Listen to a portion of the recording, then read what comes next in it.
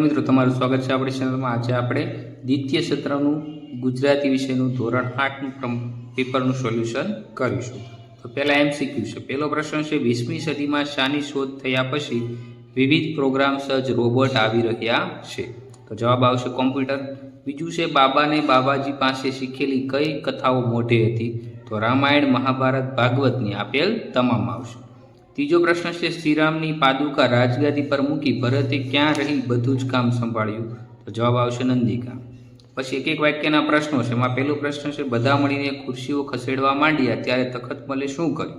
તો જવાબ તખતમલે પોતાની લાકડી હવામાં ફેરવીને બધાને દૂર ખસી જવા ઈશારો કર્યો અને પોતે એકલા જ બધી ખુરશી ગોઠવી દીધી। બીજો પ્રશ્ન છે જાત્રાફળીના લેખકના પત્નીના સ્વભાવની શી વિશેષતા હતી? તો પત્ની ખૂબ જ ધાર્મિક વૃત્તિના અને દરેક પરિસ્થિતિમાં સંતોષ માનનારા હતા। ત્રીજો પ્રશ્ન ફિલ્મ એ શેના જેવું સશક્ત કલા માધ્યમ છે? તો જવાબ છે સાહિત્ય જેવું। ચોથો પ્રશ્ન ગૌરાંગ ઘરેથી પાછો હોસ્ટેલ જતો ત્યારે મધુબેન તેને શું આપતા? તો મધુબેન એને પ્રેમથી બનાવેલો નાસ્તો અને તેને મનગમતી વાનગીઓ ડબ્બામાં ભરીને આપતા। ત્યાર પછી પ્રશ્ન ક છે નીચેના પ્રશ્નોનો ઉત્તર 2-3 વાક્યમાં લખો। તો એ તમારે જાતે કરવાના છે। પછી પ્રશ્ન ડ માં છે 5-6 વાક્ય, તો તમે ટેક્સ્ટબુકમાં અને અસાઇનમેન્ટ બંનેમાં જવાબ મળી રહેશે। પ્રશ્ન ઈ છે બાબુએ હાથની ખાલી જગ્યા મારીને દીવો ઓલવી નાખ્યો? તો જવાબ શું આવશે? ચાપડ। બીજો પ્રશ્ન છે બાબુએ કૂતરાની લાઇનમાં બેસાડી ખાલી જગ્યા દીતા શીખવે? તો કોલ દીતા શીખવે। ત્રીજું છે લેખકના શેઠના ધંધામાં જાજો રસકસ રહ્યો નહોતો? તો રસકસ આન્સર થશે। ચોથો છે કાકીમા માટે ઠાકોરજી એક જીવતી જાગતી વ્યક્તિ બની ગયા હતા। ત્યાર પછી પ્રશ્ન એ છે વાક્યો ખરા છે કે ખોટા તે જણાવો। પહેલું છે બાબુ ગોદડું ઓઢીને વાસે તો જ તેને યાદ રહેતું? તો આ ટ્રુ થશે, સાચું થશે।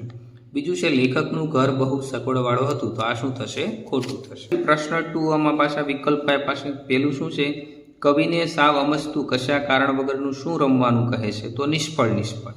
બીજો કવિ શીતમાં શું ધરવાને બદલે શ્રી કૃષ્ણનું ધાન ધરવાનું કહે છે? તો ચિંતા। ત્રીજો કવિ ક્યારે આશાનો દીપક પ્રગટાવ્યો છે? તો અંધારી સાંજે। પ્રશ્ન બ નીચેના ઉત્તર એક એક વાક્યમાં લખો। એમાં પહેલું છે કવિ આંબાવાડી જવાનું કેમ કહે છે? તો મજાની રમત રમવા। બીજો પ્રશ્ન છે લખ 84 એટલે શું? તો હિન્દુ ધર્મની માન્યતા મુજબ 84 લાખ ફેરા। ત્રીજો છે વાવી ઉજાગરો કાવ્યના કવિ મુજબ માળો બાંધવો એ શાનું પ્રતીક છે? તો નવી આશા અને પ્રેમ ભર્યા ઘર જીવનનું સર્જન। બાકીના પ્રશ્નો તમારે જાતે કરવાના છે। ત્યાર પછી છે પ્રશ્ન ડ ખાલી જગ્યા પૂરો। એમાં છે પહેલું છે ચાલ મજાની આંબાવાડી?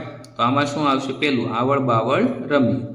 પછી છે ખાલી જગ્યા હોળી જેવું કંઈક આગળ કાગળ રમીએ? તો એમાં શું આવશે? બાળ સહજ આન્સર આવશે। ત્રીજો છે ફૂલોમાં શણગારી ખાલી જગ્યા વાયરે 13 ગાવનો રાખ્યો છે ગાળો? તો ત્રીજામાં શું આવશે? નવરંગી આવશે, ત્રીજામાં મખમલી આવશે। ચોથું છે આંગણિયામાં ગેલતી હળવી સુગંધ જોઈ ખાલી જગ્યા થઈ મંજીરીને મોહર્યું? તો એમાં આવશે ભાદર આન્સર આવશે। ફરીવાર ખરા ખોટા માણસની તરસ શ્રાવણની હેલીમાં તણાઈ જાય? તો સાચું આવશે। માણસનું ધાર્યું થાય તો દુઃખનો સંચય કરે અને સુખનો નાશ કરે? તો આ શું થશે? ખોટું થશે। પ્રશ્ન અ વિભાગ સાથે જોડો? તો આ જોડકા છે। તો શીલ ઝડપ તો એના લેખક કોણ છે? અંશવંત મહેતા છે। બાબુ વીજળીના લેખક કોણ છે? અનિરુદ્ધ બળવંત।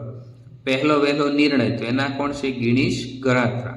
જાત્રા ફળી તો એમાં 5 નંબર ભૂપત વડોદરિયા તે એના લેખક છે। ત્યાર પછી અગત્યનો વિભાગ છે માગ્યા મુજબ ઉત્તર લખો। એમાં પહેલું છે જોડણી સુધારીને લખો। તો મિત્રો બધાના આન્સર આપ્યા છે। પ્રતિનિધિ તો આ રીતે સાચું લખીને બતાવ્યું છે। કુતૂહલ તેનો આન્સર ઉપર લખ્યો છે। વાલ્મીકી તો વાલ્મીકી આ રીતે લખાશે। દ્રષ્ટિકોણ આ રીતે લખાશે। મહત્વ આ રીતે લખાશે અને પ્રારબ્ધ આ રીતે લખાશે। સમાનાર્થી શબ્દ વૃત્તિ તો સ્વભાવ અથવા પ્રકૃતિ। અડસણ તો દખલ વાંધો। વીજળી તો તડિત વિદ્યુત। પાદુકા તો પાવડી ચાકડી। મનસૂબો તો ધારણા અને વિચાર। ખાલીખમ તો રિક્ત અથવા ખાલી થશે। વિરુદ્ધાર્થી શબ્દ ઉત્સાહ તો નિરુત્સાહ। સોપો તો ઘોઘાટ। સ્વાર્થી તો નિસ્વાર્થી। સર્જન તો વિનાશ। પ્રથમ તો અંતિમ। માંદું તો સાચું। પછી તમારે ગમે તે 2 શબ્દ સમૂહ લખવાના છે। નાટક કે ફિલ્મનો સૂત્રધાર તો એનું શું થશે? મુખ્ય સંચાલક। અહીં તમને આન્સર આપી દીધેલો 1 માર્ક રોકડો મળી ગયો। બીજો છે ઘાસ પાંદડા વગેરેથી બનેલી ઝૂંપડી, તો એને શું કહેવાય? પર્ણકુટી. તો આ બે આન્સર થઈ ગયા. ત્યાર પછી રૂઢિપ્રયોગનો અર્થ આપી વાક્ય પ્રયોગ કરો. તો રૂઢિપ્રયોગનો અર્થ હું તમને આપી દઉં, વાક્ય પ્રયોગ જાતે થઈ જાય એવું છે. પેટીયું રળવું, તો જીવન નિર્વાહ માટે કમાવું. સુખના દિવસો જોવા, તો જીવનમાં સુખ શાંતિ આવવી. પછી અર્થભેદ, તો ચૂક અને ચૂક. તો ચૂક એટલે નાની, પેલું ચૂક એટલે ભૂલ થશે, અને ચૂક એટલે શું થશે? નાની ખીલી. વધુ એટલે પેલું વધુ, અશ્વવાળું એટલે વધારે, દીર્ઘવાળું એટલે શું થશે? વહુ થશે.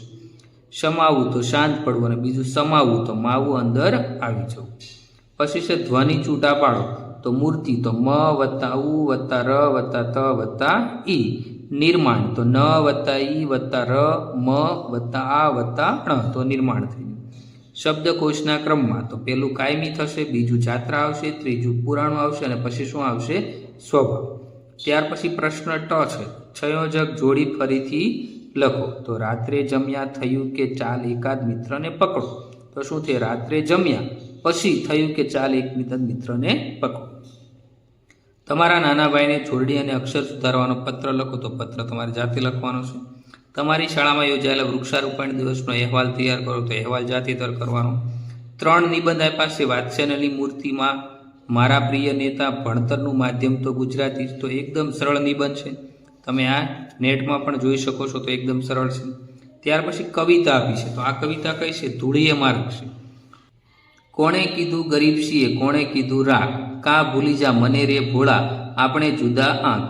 થોડાક નથી સિક્કા પાસે, થોડીક નથી નોટ, એમાં તો શું બગડી ગયું, એમાં તો શીખેટ. ઉપરવાળી બેંક બેઠી, આપણે માલા માલ. આજનું ખાણું આજ આપે, કાલની વાતો કાલે. ધૂળીએ માર્ગ કેક મળે, તો આપણે જેવો સાથ.